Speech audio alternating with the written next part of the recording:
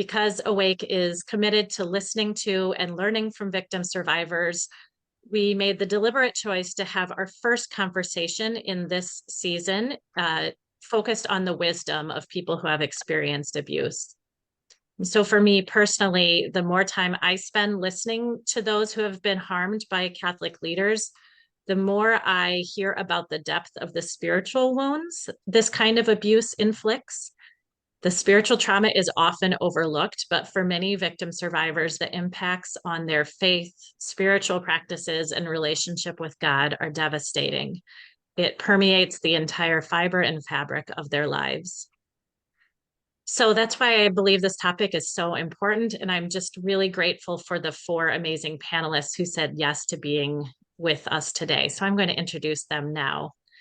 First, I'd like to welcome Elsie Boudreau, who is joining us today from Anchorage, Alaska. Elsie is Yupik and a member of the Algachik tribe. She describes herself as a wife, mom, grandmother, social worker, and a survivor of childhood sexual abuse. Her abuser was a family friend who was a priest, and the abuse began when she was 10 and lasted until she went to college at age 19. Later, Elsie learned that her brother and late sister were also abused by priests. Elsie is now an advocate who has worked with more than 300 Indigenous people who have experienced sexual abuse in the Catholic Church. Elsie, I have to say, I've heard you speak several times, and I'm just really honored that you accepted our invitation to be here today. I'm really looking forward to hearing what you have to share with us. We're also joined by my friend Mary Dispenza, who lives in Seattle, Washington. Mary is a former religious sister, an educator, and an award-winning school principal, who also directed the Department of Pastoral Life Services for the Archdiocese of Los Angeles and Seattle in the 1990s. Mary experienced abuse by a priest at the age of 7 in her family's parish in East Los Angeles, and was later harmed as a postulant by her religious superior. She is currently the contact person and leader of 2 support groups for those abused by nuns. Mary has also written a memoir called Split, A Child, a Priest, and the Catholic Church. And Mary and I have been in touch for a while, and I finally had the chance to meet her in person this summer. And Mary is one of the most wonderful people you'll ever have a chance to meet. So I'm really grateful that you get to hear her words and her spirit today. Thank you. I'd also like to welcome Linda Ochs from Lee's Summit, Missouri. Linda has worked in various positions in parish ministry over the years and is now retired. Congratulations, Linda. Her family recently welcomed 2 baby grandsons who are just 4 weeks apart. So a double congratulations on that. Linda is a survivor of abuse by a priest that began when she was 18 years old and lasted for 19 years. She is a valued participant in Awake's survivor circles, and today is the first time that she will be speaking publicly about her abuse. Linda, thank you so much for saying yes to our invitation and for trusting us with your story today. Finally, I'm happy to introduce you to Tim Ehlinger, who lives here in Milwaukee, Wisconsin. He recently retired after 33 years as a professor at the University of Wisconsin-Milwaukee in ecological restoration and evolutionary biology, and also served as founding director of the Institute for Systems Change and Sustainable Peace Building. Tim was 14 years old when he experienced abuse at a summer camp run by the Norbertine Order. Like Linda, this is Tim's first time speaking publicly about those experiences. Tim, we are so grateful that you said yes to share your wisdom and your experiences here. I'm so glad to have your voice on this panel. So with that said, we're going to begin our conversation. And so I will turn things over to Erin O'Donnell, who is the editor of Awake's blog and is serving as our moderator today. Thank you, Sarah. And good afternoon, everyone. Hello. And welcome also to our panel. I'm really looking forward to this conversation today. As we were preparing for our conversation, all 4 of you shared that you were Catholic at the time of your abuse. And also you shared that there were ways that spirituality was part and parcel of the abuse you suffered.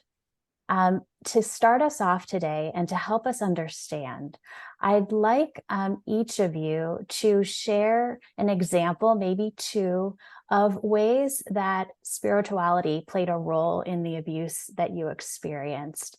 And Mary, if we could start with you. Yeah. Thanks everyone for showing up. Spirituality actually saved my life. And I've always believed that during traumatic times, very difficult times, we either turn toward God or away from God. And I happened to turn toward God. And I was 7 when I was abused by the priest who sat me on his lap and digitally raped me. And in that moment, I went inside and held that secret until I was 52 years old.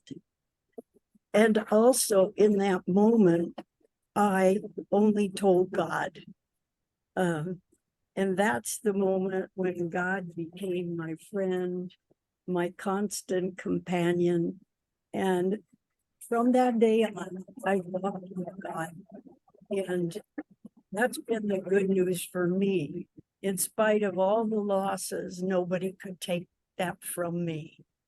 And still today, God is my rock and walks with me. And again, when I was 52, it's another point where I had to return to spiritual war. And I was directing the Pastoral Services Department for the Catholic Archdiocese of Seattle. And I came out in the workplace. And interestingly enough, both of these, the facing my abuse and coming out, happened almost simultaneously. And I think that's about having, when you tell one truth, you can tell another truth. There's something about truth telling that just continues down a path of truth telling. And so with being told that I had to leave, because finally I came to tell the truth about my life, which is what the Catholic Church had told me, basically, that I'm made in God's image and likeness, and to fulfill that is really my calling. And then in a moment when I was precisely trying to do that, they said, you don't fit here anymore. And that was such a betrayal. And again, where could I go? I could go in many places, but again, I went to God. I went to my center, to my world, and I reminded me of all those truths, that I was indeed made in God's image and God's holiness. And that spirituality has enabled me to live to the fullest in spite of all the losses. And also that saying from scripture that you have to lose your life to find your life. That's what happened to me too. When I was told to leave, in a strange sort of a way, I found my life. And in another sad way, I lost it. And bottom line is that I share today is I really lost without my spiritual part of me, essence of me, that nobody can take from me. I call it God. We all may have a different name for that, heart and soul of who we are. Thank you. Yeah, thank you, Mary. Thanks for sharing those difficult moments in your life. I would like to go next, if possible, to Elsie, to talk specifically about the ways that spirituality played a role in your abuse. Thank you so much, Erin. I'm really honored to be here, and I really want to lift up Linda and Tim. for having the courage to speak out publicly for the first time. Know that you're not alone, okay? And I feel like in a weird way that we're brothers and sisters. And thank you, Mary. I feel like I could listen to you all day. Um, so thank you even just for those gems. And I um I always feel like, when I speak publicly, I feel like I need to introduce myself, and that's part of my sense of spirituality. My Yupik name is Aburin, and I'm named after my maternal grandmother, whom I've never met. And I am Yupik Eskimo from the small village of St. Mary's in Alaska. And when I introduce myself as a Burin, I feel like I could sit stronger, taller, and it vibrates through every fiber of my being. And I grew up Catholic, and I absolutely loved being Catholic. And everybody in our small village was Catholic. And I didn't think there was any other religion or any other way of being in the world. And even though I grew up also Eskimo dancing, we all the church was like the center. And um and I went to a Catholic high school, I went to a Catholic college, and I absolutely love being Catholic. And I have to commend, like, I took a theology class my freshman year in college, and the priest at the time had us do an assignment where we had to identify what it meant, what spirituality was about. And prior to that, he had talked about the horizontal way of being in the world and the vertical way of being in the world. And the vertical way was about power and control, and the horizontal way was interconnected. And it's amazing to me, having grown up Catholic, but also Yupik in our village, at a time when it wasn't okay to be Yupik. It wasn't okay to be Alaska Native or American Indian. And there was a lot of internalized oppression. And I felt that when I went to Carroll College in Helena, Montana. But it was my own view of looking at myself as being a Yupik person walking on this earth. So my sense of spirituality, being Catholic, really saved me too. I like how, Mary, you said that it saved my life, because it was more of an identity. I am Catholic, and then I am Yupik. And the abuse for me started when I was 10, but I go back to my college class.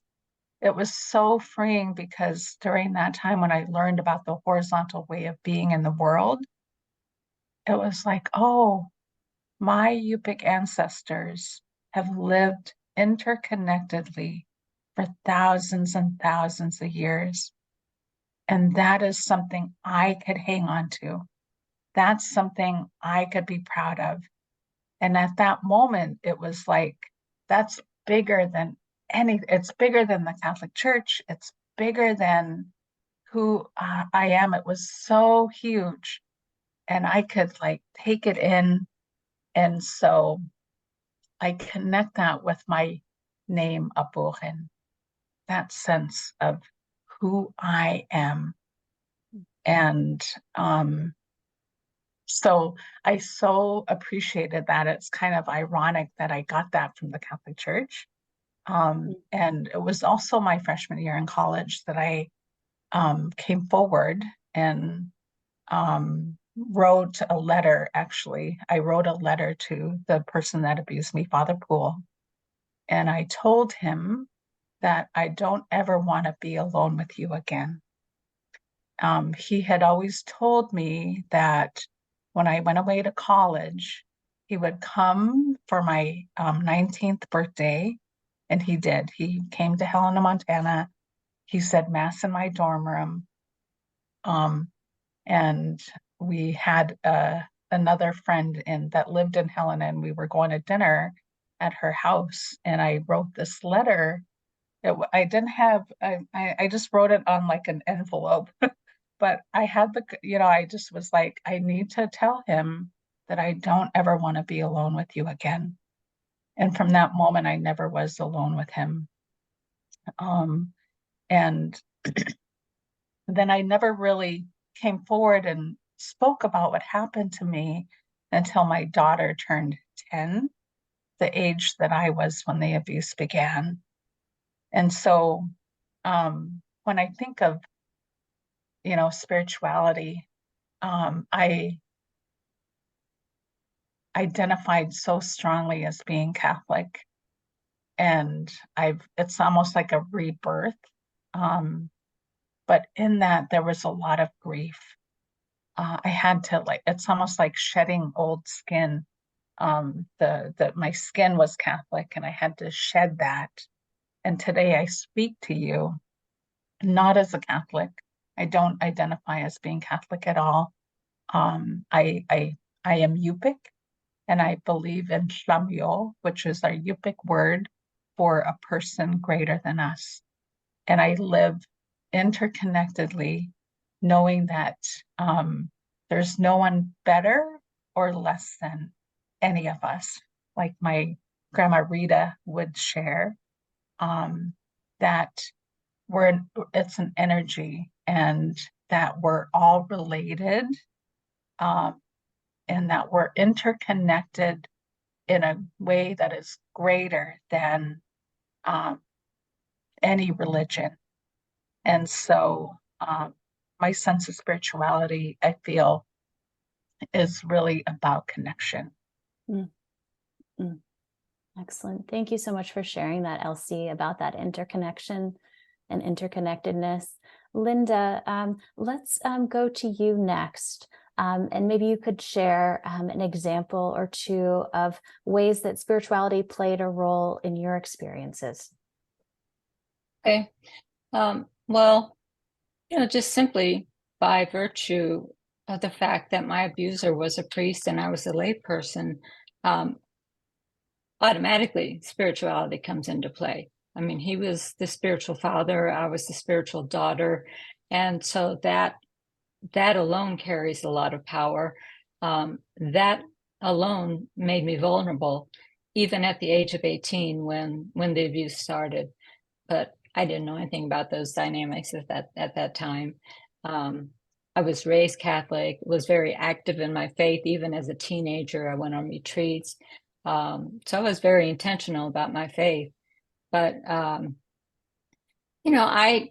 carried a lot of pain throughout my younger life. And so when I was accepted unconditionally by this fun priest who took us out to dinner, and my sister and I, and we would go up to the rectory, and we would have, fun drinks, and not alcoholic drinks, but, he would take us to meet his family. His nieces nephew would come up to the rectory, and he could, all the fun stuff. And he would tell me how important he was, and all the languages he could speak, and and they were important positions, and speaking all those languages was important. So yeah, I was impressed, but I didn't know a thing about grooming. That was all totally Greek to me. So the first time he grabbed me by my shoulders and pushed me up against the wall and kissed me really hard, I was totally shocked, and I just froze. And so from that time forward, I really looked at myself as a bad person. I looked at myself as the sinner, even though he was the one who kept perpetrating that, you know, went on for 19 years, and eventually it got to the point to where he tried to escalate it, and and then I shut him off. And when we would see each other, I always made sure there was something between he and I, or that he and I wouldn't be alone. But he kept insisting that that he would come visit us. I mean, I was married and had kids and was 35, I think, when he died. And so there was a lot of confusion in that, because on one hand, I thought it was a friend, somebody we had fun with, my husband, even my younger son. And on the other side, there's this guy that I just really hated. I mean, it's just like I had him divided into two different people mentally. But I was not sad when he died. I was happy and I was relieved. But it just really affected the way I looked at myself as a Catholic, as a Christian, as a daughter of God. And no matter how active I was in the church, I couldn't get that to change. And so that was probably the biggest impact that he had. Thank you for sharing that, Linda. I Mhm. appreciate that. Tim, I would like to turn to you as well to hear your thoughts. Yeah, thank you. So Mary, Elsie, and Linda, there's so many things you said in your stories that connect with me. Mary, the unpacking of your story as a way of discovering the role of spirituality and the truth telling, the need for that, just really that discovery process has been so important to me, where the discovering your story as part of your healing journey is so core to what we go through. Elsie, the idea that there's something bigger than the church that connects us to the fiber and fabric of creation is so important as part of my spirituality and the way that my abuse both damaged and destroyed parts of who I am, but then allowed something new to grow from that and to recreate was important. That sense of continually recreating as part of that something bigger that connects us all, that web of our spirituality that goes deeper and longer before our memories. And Linda, the way that power and control and manipulation can take something that we think is wonderfully beautiful and turn it into something ugly, and ripples through our lives in ways that can take us in so many different dark directions, is just so critical. So I guess in that, I want to start by recognizing some very important people that have been part of me being able to talk about my story. First of all, my wife, Kathy, who's walked this with me since I was able to tell her about my abuse several years after we were married, and after my abuser died. I was able to talk to her, and she walked with me as I figured out what was going on and how that impacted me through my life. And then also more recently, my snap brothers on our support group, who through their sharing of their stories, their pains, their ups, their downs, their truth telling, helped me sort of feel connected as part of a community of healers, recognizing that through our pain and through our healing, we not only heal ourselves, but we're allowed to support others in their healing process.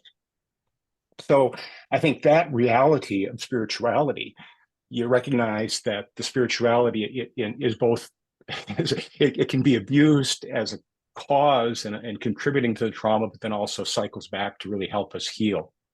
So I come from a large family. I'm the eighth of 10 children. And I think back about where my earliest recollection of there being something greater than me It goes back to probably before I can remember anything else, but I remember being down at campfires at a family cabin where we're around the fire, and my older brothers, sisters were there, and there was the light and then surrounded by darkness, and we'd be singing songs.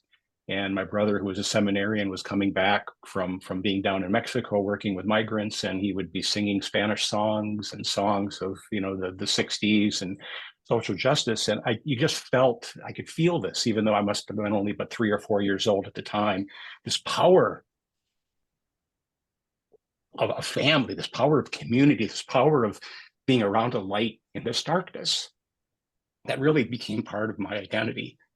And then growing up in Catholic schools, the wonderful sisters of St. Francis, the Franciscan Sisters of Charity out in Manitowoc, Wisconsin, who ran my school in Green Bay, you know, the core of their spirituality, number one, that was said earlier, we're born good, we're born whole and holy. In that in their case, their spirituality really focused on, we discovered God as part of community, and really that community is what really helps us see this bigger spirit. And lastly, and I credit my 7th grade teacher, Sister Julius, for saying, you know, to be a good Catholic, you need to be curious, you need to question. You need to understand that there are the laws of God and the laws of man, and you don't confuse, try not to confuse those. And so those were really important parts of what I carried with me into high school, and which then at the high school and being in the Norbertines, which have this very strong sense of community, drew me into a small group of boys, you know, junior counselors at this camp, where the abuser was very good at bringing us into this sense of community, sort of using that as a way to sort of test our boundaries, as a way to really bring us into the sense that, yes, we are united as part of this really strong community of the spirit, but then perverted that and manipulated that and used that as a way to in my case, abuse me around a campfire during a camp out by crawling into my sleeping bag. And at that moment, all of the stuff that had been so central to who I was just like blown up, you know, like a hand grenade blew into that. And the pieces, that fiber and fabric of what had brought me to that place was just like gone, you know, that people are good, that community is where we discover God. And I kind of, following that, went kind of into this sort of cocoon. And that cocoon allowed me to continue to function. So, you know, in understanding sort of trauma cycles, you know, some people cope and they stay still. People go down and lose function. Others can find ways to thrive. In my case, I kind of bounced around between those, and to people from the outside probably didn't see much had happened, but inside my spirituality had been really torn apart. And it's been, you know, in the 52 some years now since that happened.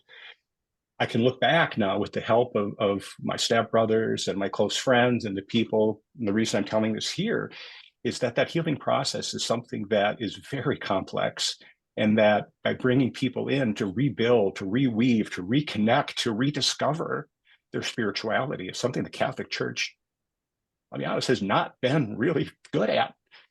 By letting that discovery process of spirituality kind of be part of who people embrace themselves as part of their identity. So I'll stop there. Thank you.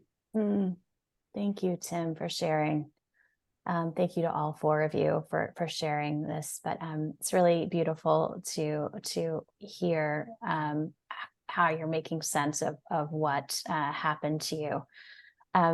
I just want to pause here for a moment to let our audience know that we welcome your questions. And if you have a question that you'd like to ask about our topic related to the spiritual impacts of abuse, I'd invite you to send those questions through the chat to Catherine Questions, who's collecting those for later in our conversation.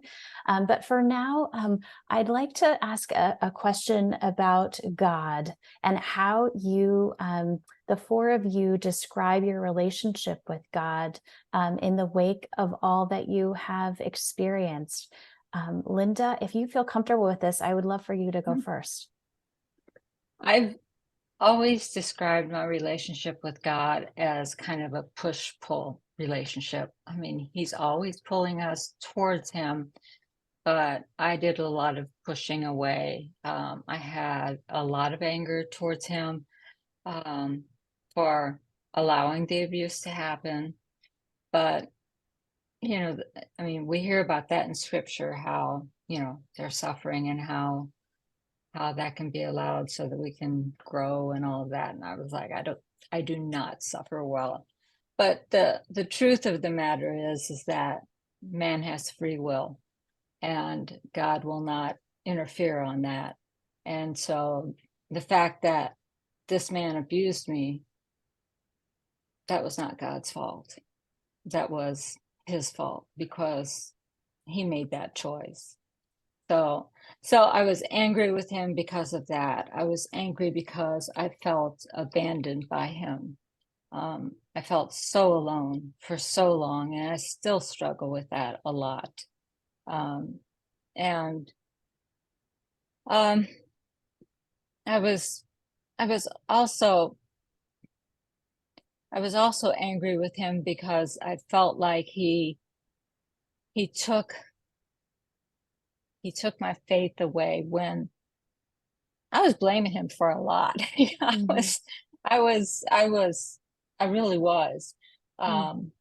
My faith was such an integral part of my life. I talked about that earlier. And I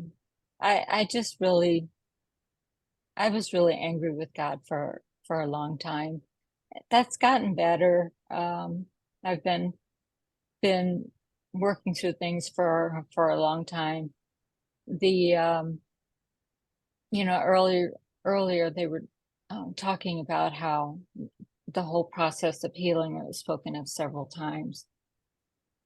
For a long time, I looked at healing as a destination, like I would be healed eventually. And I was not seeing that happen. I was 18 when this started, so that was many, many years ago. And I was still not healed. And I'm like, come on, where are you? Why are you not healing me? And it wasn't until recently that I realized healing is a journey, it's a process, and it will be complete when we reach heaven. And it's just something that we're going to live with all our lives.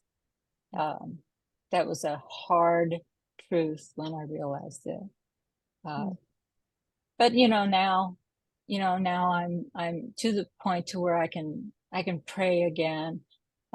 It's hard to do the meditation form of prayer to where you're just quiet and still before God and hearing that still small voice. That's a very intimate thing. And when you're dealing with God the Father, who's a father figure, that's very vulnerable in that position. And I noticed too that really, when I prayed and talked about God, I talked about him as God, and that was more of a distant relationship rather than speaking more closely to Jesus, my brother. And so I've tried to really do that more. And so, I mean, it's really been a progression, but I've experienced his love and his mercy and forgiveness. And so, it's been a turbulent relationship, but we're getting there. Yeah. Thank you for sharing those tough feelings, Linda, but that's really important to hear that from you. Elsie, I would love to hear from you about your relationship with God. You spoke earlier about thinking in different terms about someone greater than, or a being greater than us.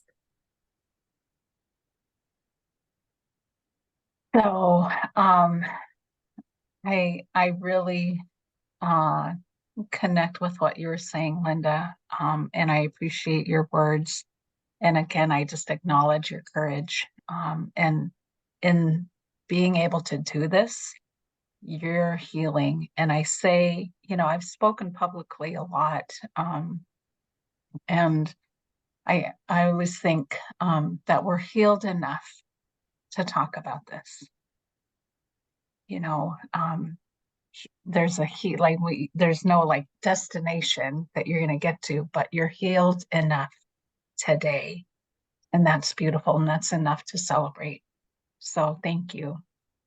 And I think of my relationship with God, and the priests in our villages were like God.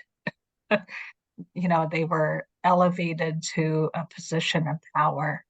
And I've talked to over 300 survivors in Alaska. And I remember talking to this one person who shared that he had told his parents about what happened to him by the local priest, and he got a beating because you don't ever say anything bad about the priest.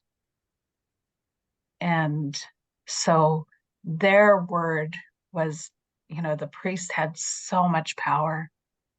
And I've come to make sense that what the parent may have been thinking was they were saving their child from going to hell. And so when we think of God, it's almost like I don't know, that relationship has changed over time. And when I came forward, when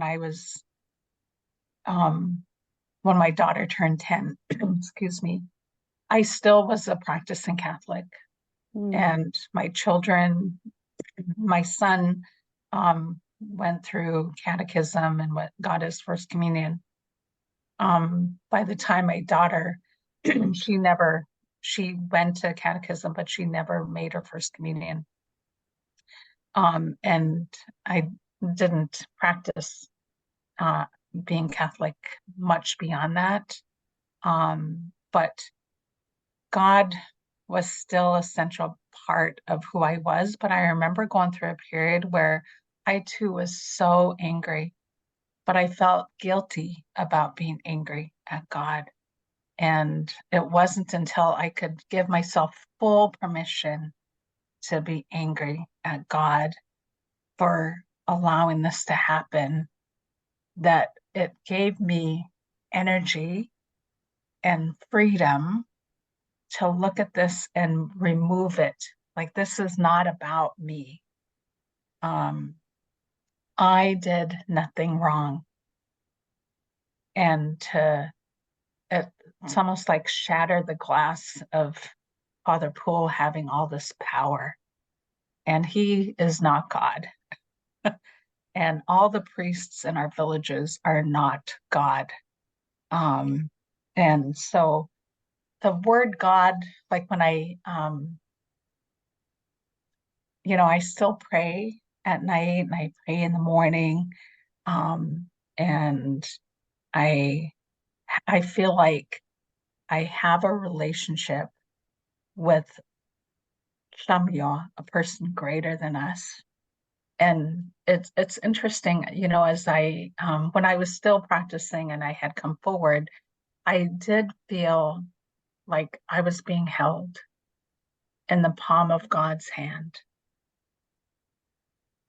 And that sense of being held was so incredibly, it saved my life. And so I'm thankful for that. And yet at the same time, when we think of what happened to us, it could get really messy, because it's so intertwined.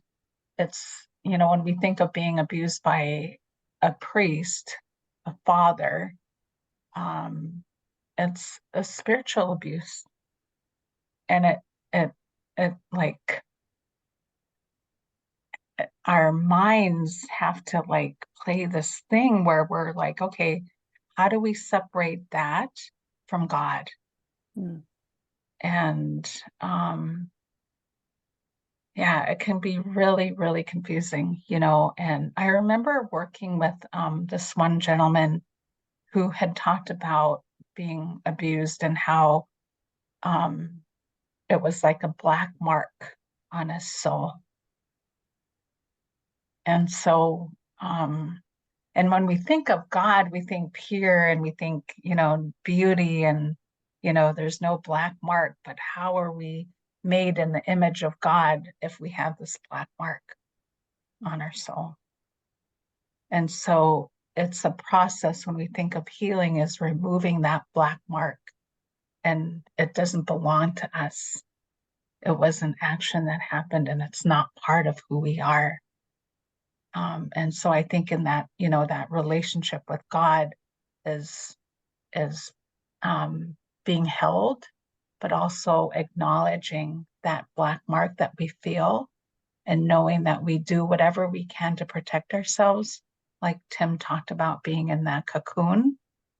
Absolutely, and thanking those protections, and being able to get to a place where you're freeing yourself and shattering that black mark,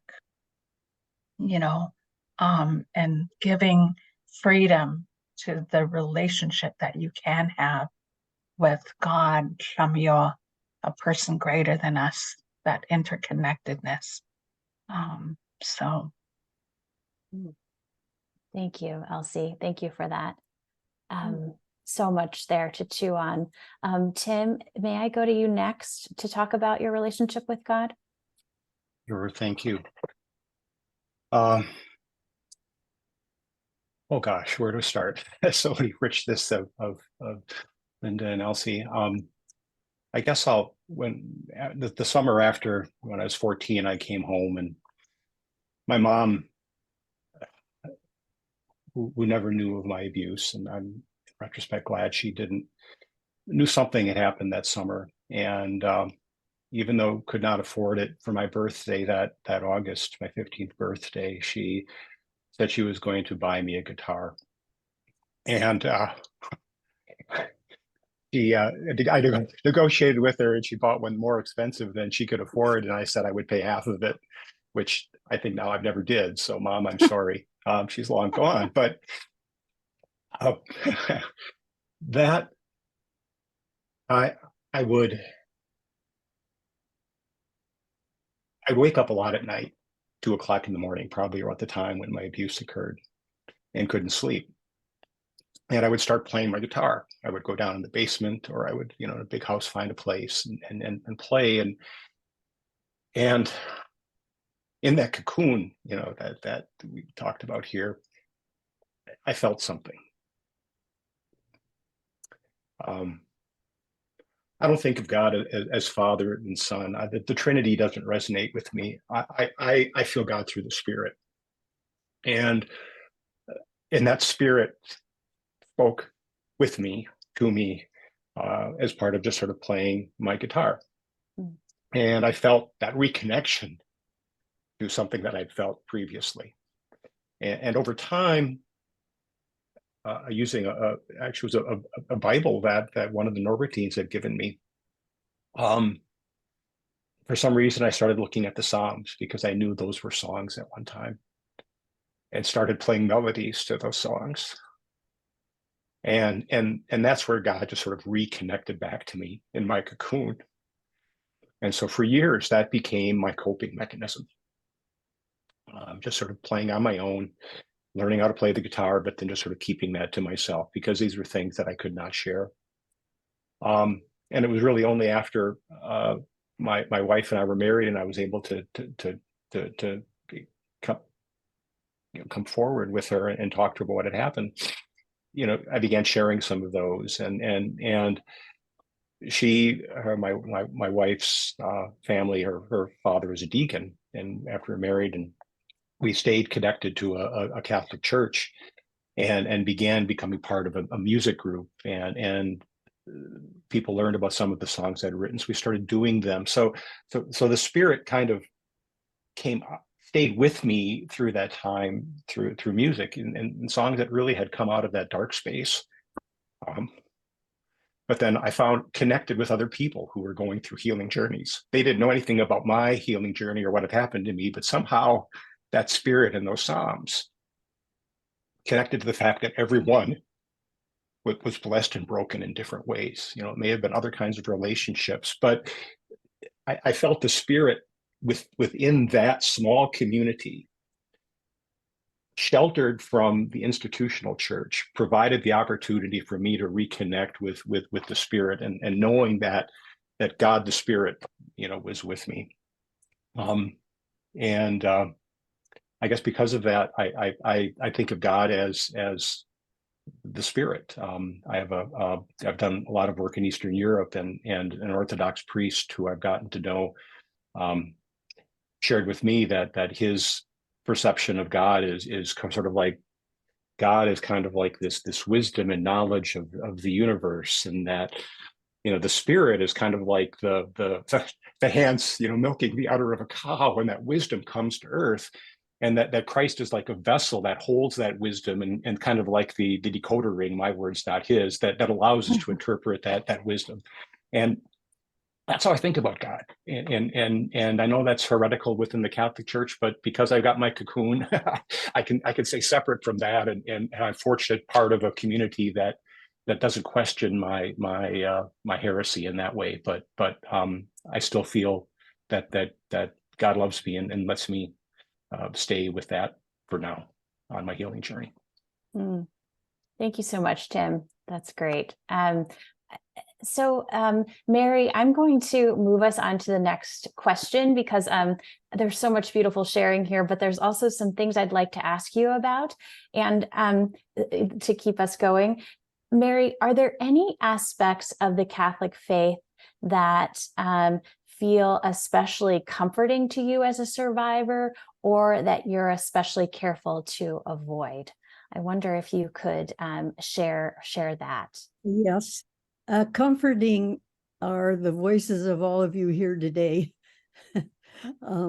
I feel comfort and reminded that I'm not alone. And my survivor friends bring me great comfort. You know, this, I just have to say now, is very emotional, listening to the stories and the journey and God.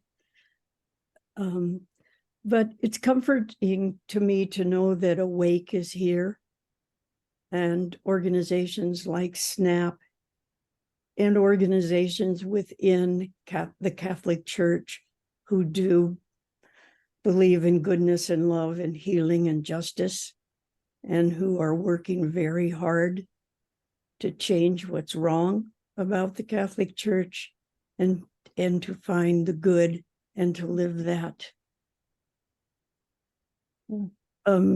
It's also comforting to me to know that there are the support groups, as I mentioned.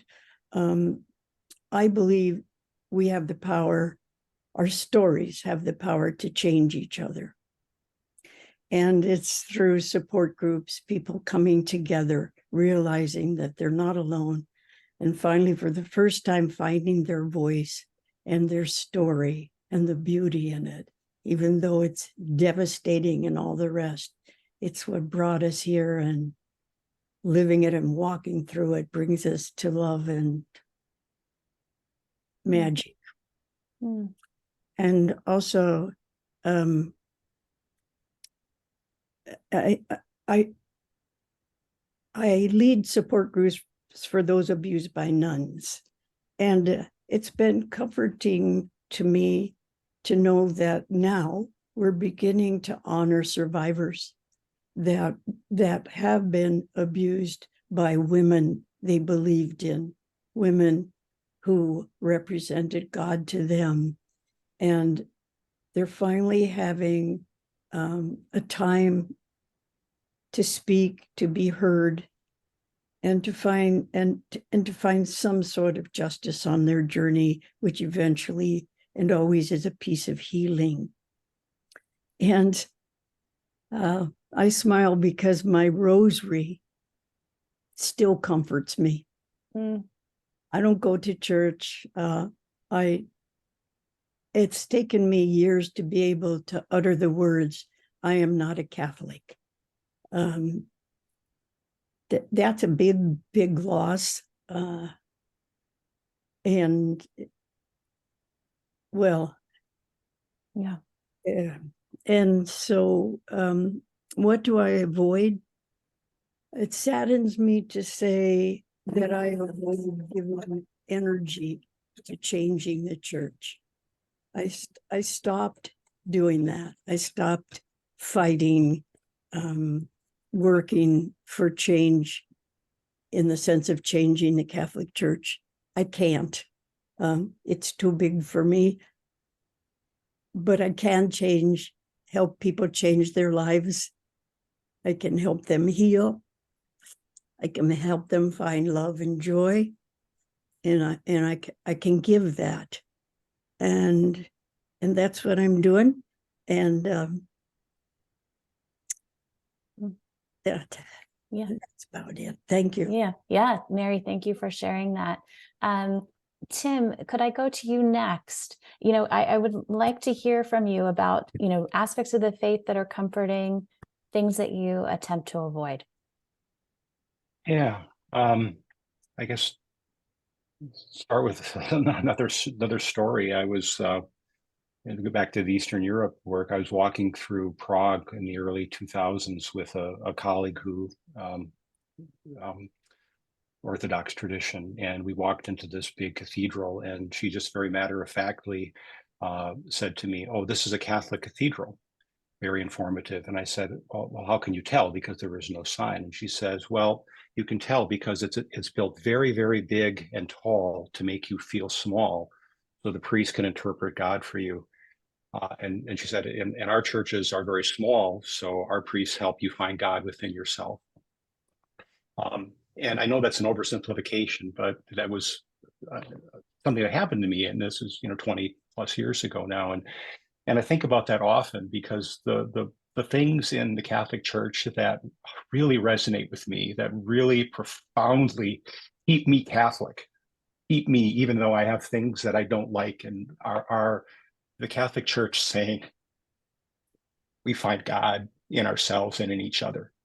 And so it's the kinds of small community work that are nurtured by and cultivated in and encouraged in my faith community in our church that are really what I find profound solace and comfort and healing in.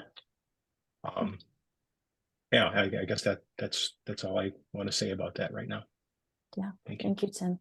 Linda, would you like to share things that give you comfort, things that you choose to avoid?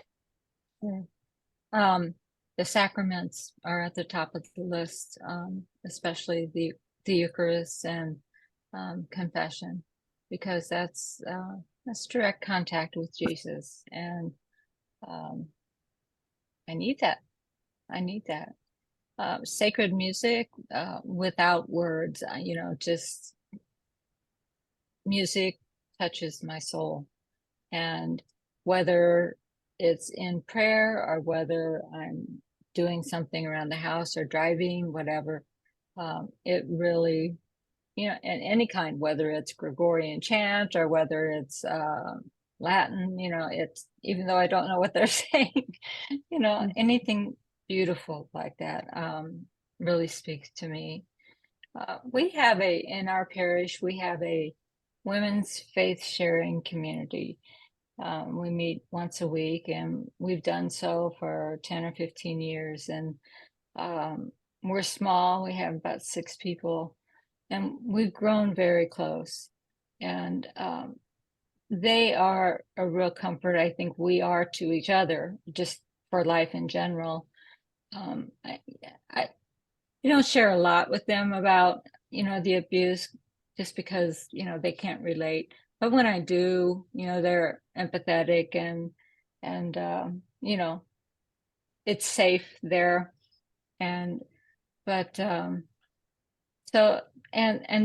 in the church's history, we have the spiritual directors in our church's tradition. And I've had one for quite some time, and he's the one who I told about the abuse. and he has walked with me and taught me so much, and listened to me cry and beat the wall and shout at God. And he has, I don't know what I would have done without him. And so he, that is a great comfort. But careful to avoid is a pretty easy one, because like some of the others, it's the church itself at times. Recently, I mean, like in the past year, I've had a lot of problems just with like the hierarchy, the bishops, the Pope, because they'll talk about change, and it's like this huge ship. It takes forever to make that turn. And then when they do, it's like they don't evenly apply it. And I can hardly stand to hear them talk about change, because to me, that's what it is. It's talk. Now, there have been good things that have happened that they have implemented. I mean, I'll give them credit for that. But and there's just other things that in the church, not just on the abuse realm, but I always like to read Catholic news articles, commentaries, listen to podcasts, all that kind of stuff. And I had to shut it down totally. I just can't take any of that information in anymore. And I quit my job because of that. I just put on what I call Catholic blinders. I didn't know if my job was affecting me. I liked what I did. I really loved that job. But since I left, I've had a lot more peace and joy. So it was affecting me more than I thought, which is so sad, because like I said, I really enjoyed that job. Yeah, thank you, Linda. Timing was good though with the new grandbabies. I spent time on the road, so. Yes, I was going to say that's another way of another source of joy, I'm sure. Yeah, now I'm at my in Oklahoma City. That's the fun thing I'm going to do after we're done today, is to play with my baby. That sounds great. That sounds really great. Elsie, we're going to hear from you in a moment, but I wanted to give us a chance, just looking at the time. I want to go ahead and start asking some questions from the audience. And Elsie, I would love to hear more from you in a bit, but let me just ask this question from the audience. So we spoke earlier, obviously, about panelists, about your relationship to God, but we have this audience question about images of God that have been the most meaningful to you in your healing. For example, some survivors describe feeling closer to the Christ child, or find comfort in the Holy Spirit, which is something that Tim mentioned. I wonder, do any of you have thoughts about the images of God that have felt the most helpful to you? And I wonder, Elsie and Linda, if you could take that question.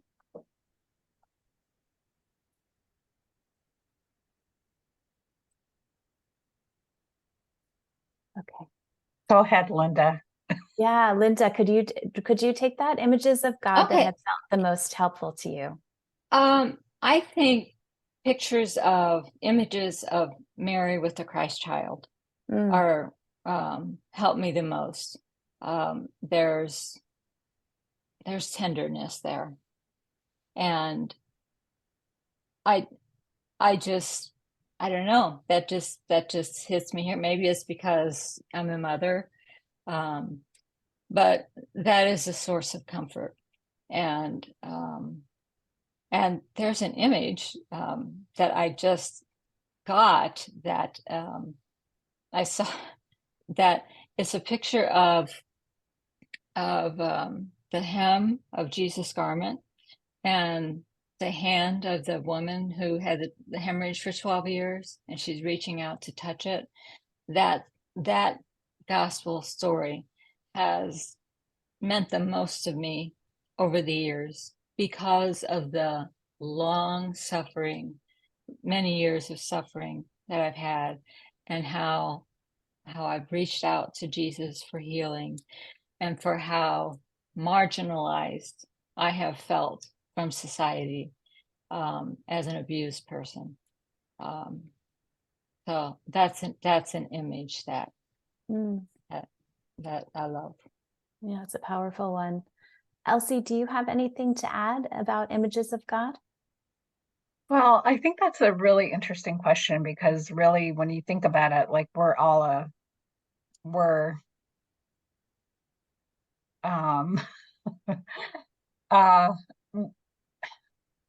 I could say we could point to all of us, Mm, we're interconnected in a way, and I not just our human family, but our I as a Yupik person, we're all interconnected, and just down to the cells of our being, to the animals, to the land, um, to the air, to the, you know, to the water, to the universe. And that's my image. But I do know that, like, oftentimes when, we would, in meditation during retreats or whatever, find a solace place. And my image was always, I'm in the mountains and there's trees and water mm, and flowers all around, and I'm with Jesus. And that has brought me comfort. And um, so image, I think we're all born in likeness of, so I think all of us, a baby's smile, their cooing, ah, there's just so much. yeah, Um, it's bigger than us. yeah. Thank you. Thank you for sharing that. Um, I am going to ask another question from the audience. I'm going to just shift. Mary, maybe you could take this one. Do you have any advice based on your experience about the signs of spiritual and sexual abuse? Is there anything that we should be watching for? Well, that's a very good question because some of us go quiet Mm, and inside and shut down. And that can sometimes be a sign of detaching, like detaching, going away. And the other, I think, is shame or embarrassment in children that are very, very, very shy and withdrawn. Can sometimes be an indication. Also, I'm thinking, I was a principal and a teacher, so I'm mm, thinking of children. I'm thinking of children that don't look very cared for. They can be dirty sometimes, unkept,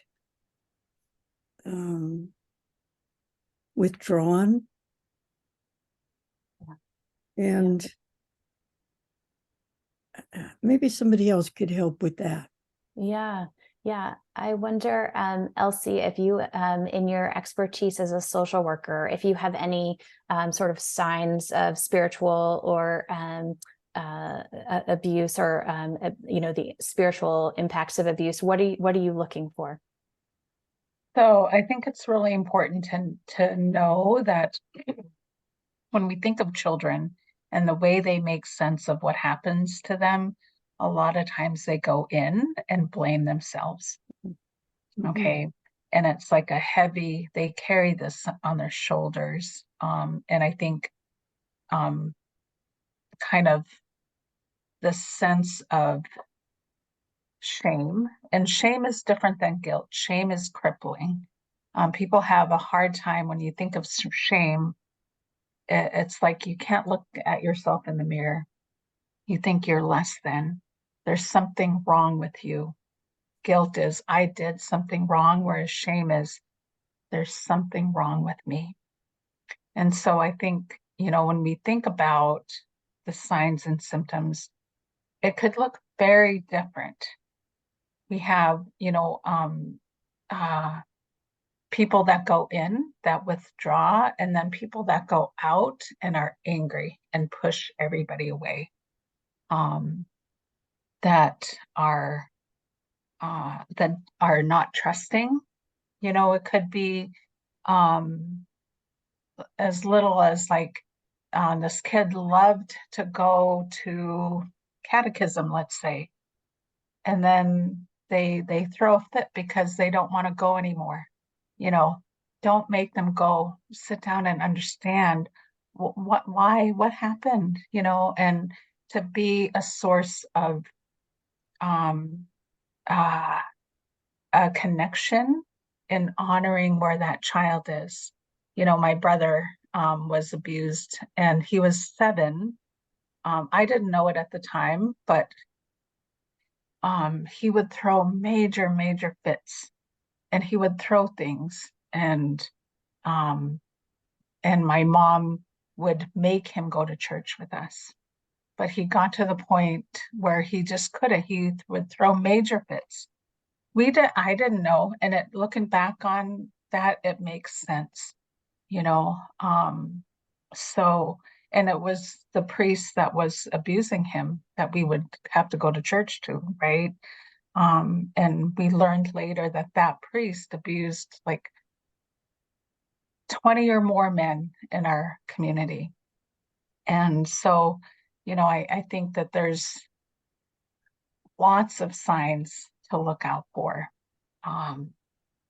Yeah, and I'm not doing it justice, but Yeah. I think that, you know, just being able to like be aware and watch and be connected and be the person that that child would go to share. Yeah. Yeah. Excellent. Thank you both for sharing those details. So I guess looking at the time, we have to start just winding down on these questions. And I want to give each of you a chance to answer this one.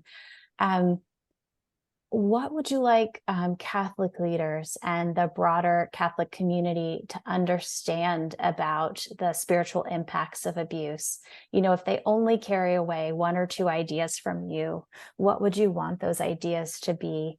And maybe, Linda, if we can begin with you. Well, I think Catholic leaders know that they have tremendous power over lay people. Okay, so that is something that they should always be mindful of, even in the smallest ways and small things that they say, not necessarily, you know, getting into abuse, but the people of God need to know that they can hurt and do hurt victims a lot by victim blaming. You know, when a victim comes out and identifies their abuser, so often Catholics go running up to the side of the priest and they say, no way could he do that. And, you know, she's just wanting money or wants to take down the church, or, you know, and then they'll call them names. And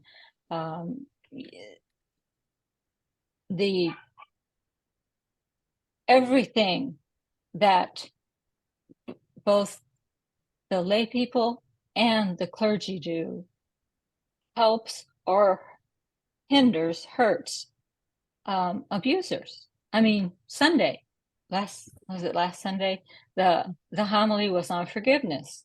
Okay, I had a young priest. He was a year old, or a year ordained, and he stood up there and basically said, "You have to forgive, no matter what." I mean, my blouse was soaked in tears. I was just sobbing because of the way he said it. And I was like, okay, after this homily's over, I'm going to leave. And I thought, no, I'm not going to let him rob me of Mass when I have struggled so hard to try to go back to Mass again. You know, I mean, that was part of the putting on the blinders, because I had gotten so anxious with Mass, with going to Mass, and I had to quit going to Mass. But all this divesting enabled me to go back to Mass again. So I think Catholics just need to know that they cannot automatically go run to the side of a priest and say, he's not guilty, there's no way he would not do that, and to support victims. Yeah, thank you, Linda. Thank you. Mary, if we could go to you, do you have an idea that you could share in terms of something that you would want church leaders, people in the greater church community to know? Well, yes, and I'd like to mention Dr. Heather Banis, who I saw her name here today from the Archdiocese of Los Angeles, because my abuse was in Los Angeles. And I just want to compliment them for the 3 times offering windows of opportunities to survivors to come forward, unheard of, 3 times doing, and having reached out to me. And a question I would like to tell all leaders to ask is, what do you need? And let a survivor tell you, and then do your darndest to make that happen. And Los Angeles, the Archdiocese of Los Angeles, and to Heather, I say thank you. They did that for me. And it made a big difference when we did the question around what's helped you. That's helped me change my image of the Catholic institutional church. And that's how change happens. You know, one person, one group, one church, one diocese at a time. Excellent. Thank you so much, Mary. Thank you. And Elsie, let's go to you. 1 or 2 ideas. What would be the most important things you would want church leaders, people in the community to know? That's such a big question. And I feel like, we could answer it in so many different ways. One thing is to believe. Believe victims when they come forward. And when you believe them, your actions will reflect that you believe them. Yeah, thank you. Thank you so much. And Tim, let's go to you last but not least. 1 idea that you'd like to share with Yeah. I guess I would like the church leaders to, first of all, recognize that I think because of sort of the stigma and guilt, and I'm speaking from my experience with men, and I'm sure it applies as well to women who have experienced that, most will not come forward. Most that stigma and guilt will prevent them from speaking out, and that the healing and the fix, there's no fix, but the healing is going to require profound contrition and recognition by the church of their role, and that spiritual trauma, this will not disappear. It's not something that they can check a box and it'll go away. It's going to require a full embodiment of a healing culture that is embracing all forms of healing, because many, I think, people who've experienced trauma from sexual abuse and spiritual abuse share so much with other people who are going through healing, and finding a way to destigmatize this in the church is going to be so critical for generations to come. Excellent. Thank you so much, Tim. I just want to extend heartfelt thanks to Elsie Boudreau, Mary Dispenza, Linda Ochs, and Tim Ehlinger for your courage in sharing today, and for all of the insights and wisdom that you've shared. I'd like to pass things over to my colleague, Kathy Ann Call, but please stay tuned because we're going to hear one more thing from our panelists in a moment. So Kathy, let's go to you. Okay, thank you so much, Erin. I am an adult victim survivor of clergy abuse, and I'm a very committed volunteer for Awake.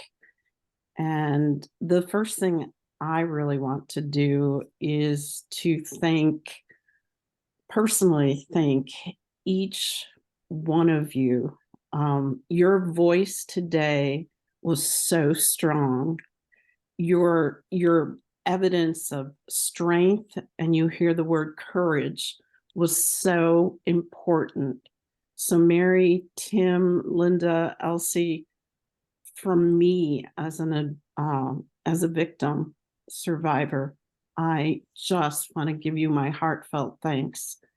Audience members, for those of you that pose questions, thank you for doing that. And hopefully we will be able to see answers to some of those questions in possibly our blog or as we go forward. One intention with Courageous Conversations series is for conversations to lead us toward more personal action, the idea of what can we do? You're all here. What can you do? So in a few minutes, we're going to ask these amazing individuals to come back on the screen, and they're going to attempt to give us additional action steps that they would recommend. Okay, so stay tuned for that. First of all, I would like to share some important announcements with you, though. Our next Courageous Conversation is really very, very important because it's a special one that's going to be for parents, for grandparents, educators, people that are involved in raising children in the Catholic Church in light of this abuse crisis. This particular Courageous Conversation will take place on Thursday, November 2nd. And we will use the same starting time. It will be at noon Central. And that is again going to be Thursday, November 2nd. And we'll share details about our panelists soon, but please put that on your calendar. Another new aspect, a new program for Awake that I hope you'll join us in is on Tuesday, October 24th. It will be at 7 p.m. Central. And that evening, we are going to actually have a prayer service where we are going to unveil Awake's new patron saints. And we're going to launch a very, very special novena seeking their intercession. So please put that on your calendar, Tuesday, October 24th. And then finally, later today, we're going to send you out a follow-up. And this follow-up will basically give you information first about feedback that we'd like you to have, and then also about some our next type of information that's going to be coming out for next Thursday. And next Thursday, we will be actually having our sessions where we will basically be put into small groups and have an opportunity to speak about and offer opinions about this important topic that we've heard lots about today. So at this point, I'm going to just ask you to let's go back to our panelists for a few minutes, and we're going to ask them some closing thoughts here. So this important question, panelists, what are some actions that you would recommend that people in the Catholic community take to prevent this spiritual abuse and make the Catholic Church safe for all? Wow. Okay, Mary, we're going to start with you. What do you feel on that topic? I think people need to speak up when we see something, say something, and bring this out in the open and keep it out in the open. And of course, policies in place, and possibly always in the church bulletin. Oh, good place. Yes. And those aren't things that are really too tough to do. We can all do those kinds of things. Yeah. Elsie, how about you? what are some actions that you might recommend that we in this community can attempt to do? I think educate yourself about what sexual abuse is. And Linda talked about grooming, understanding what grooming is and how that happens, and look out for signs of that. Don't allow your children to be alone with the priest. Don't operate out of denial that this is not happening.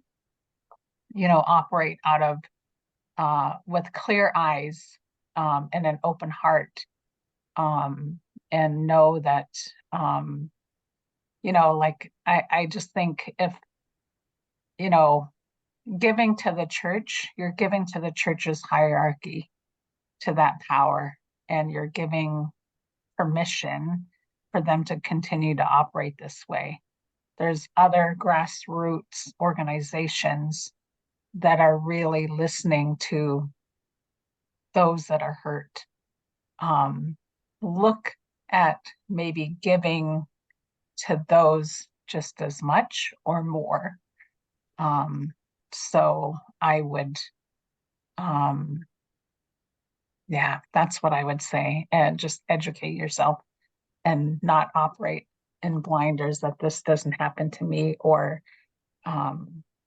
because when you operate out of denial, it's a lonely place to be, and it only isolates those that have been abused. Thank you. As I say all the time, you never know who's sitting in that pew next to you. And the idea of education is something that we can all do. Thank you. Linda, what would you recommend? Well, you just mentioned education. I think every diocese, their Office of Youth Protection or whatever they call it, has safe environment policies. Wouldn't hurt a thing to familiarize yourself with that. It's all online, and for a comprehensive list, go check your diocesan website. I think it's important that if something just doesn't feel right in your gut, follow that, teach that to your kids and to your, I don't know about every diocese. I think they have to have some type of training class for catechists and so forth. And, I think that's one thing that they teach them is that, if it just doesn't feel right, tell a trusted person. No secrets. If somebody tells you this is a secret, keep a secret, no secrets. Yeah, and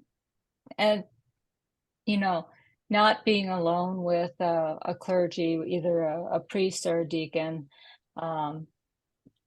definitely, obviously you have confession, but like in my case, in spiritual direction, we're not going to have anybody in the room with us, but he's got a door with a window on it. Sure. And so there's not going to be an opportunity for abuse there. So just be prudent. But I think the big thing is that parents especially need to talk to their kids. Mhm. And Thank you. and for adults, it's like I said, I was blindsided as Right. as a young adult. It's like, you're kidding me. What is what's going on here? And and in our diocese, we are required to put something in the bulletin every week about it's about reporting. Wow. About reporting abuse, how you go about it. Number one, you call 911. Number two, Sure. call Sure. diocese. So again, don't ignore that gut feeling or that mother's instinct, right? Mhm. Yeah, thank you. Tim, can I go to you last? And can you share some Sure. ideas or Yeah. actions? Sure. Thanks, Kathy. so much has been said already that I was going to say, so I'll speak on a more of a systems change perspective. This is clearly a very complex challenge that's been around a long time, and it's not going away. And from my perspective, from what I've seen and what I've read and what people have told me, it's not going to change from the top down. This is going to have to change basically through the kinds of grassroots actions. And three things come to mind. Number one is we have to really cultivate collective action. And I think groups like Awake and SNAP, be active in them. It's going to take a group effort, individuals working together to make this happen. Secondly, it's complex. Every local community, every church is going to be different. Let's embrace that complexity and have small conversation groups, prayer groups, whatever the Spirit moves you, focused on this within each parish. There are ways and lots of community organizing activities that could be done locally, because what it looks like where I am is going to be very different from what it might look like and how it appears. And I guess thirdly, and this gets back, I think, to what's been said before, we have to challenge the patterns of power and privilege that are holding this existing system in place. Okay, we have to ask questions like, show us the curriculum you are using in the seminaries to address these issues with incoming priests. Sure. Let's see this. It can't be behind the transparency. It will not change unless we challenge it. And we need, for example, more lay people as parish directors. Take the power out of the hands of the hierarchy at the local level, which I think will prevent a lot of what has happened before that's kept this existing system in place. Not all priests are abusers. I'm not saying that they're wonderful men who are priests. I love them dearly. I have some good friends who are Norbertines, but they cannot be in charge. The fox cannot be in charge of the hen house, and that needs to change from my perspective. So Thank you. Wow. Well, you've certainly heard some wonderful advice, suggestions, all types of things that our panelists today have been responsible for. So at this point, it's time to close. And I need to let you know that the leadership of Awake is motivated by our faith to do this work of listening and to learn from survivors. When we gather, we pray together. So we're going to end today with just a very short prayer. And I'm going to invite anyone who wishes to stay on to join us in prayer. We also know that there are very good reasons that some of you may not choose to stay. So if you'd like to sign off now, please know that we wish you peace and goodness.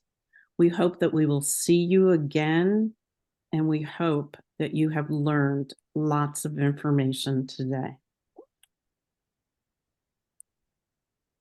So now, as we begin our closing prayer, let us remind ourselves that, as always, we're in the presence of God, who is love, and a feeling. I want you to feel that presence now as we collect ourselves, knowing that listening is an act of love. Thank you, loving Father, for bringing us together this afternoon and giving us the sacred gift of listening to the witness and the wisdom that we have heard today. May we hold each other in our hearts, each doing our part to cultivate love, hope, and healing that leaves no one out and no one behind as we continue to build this beloved community. Amen. Amen. Thank you so much for joining us today. I hope you can go in peace and enjoy, and panelists, do something special for yourselves today. Thank you again. Goodbye.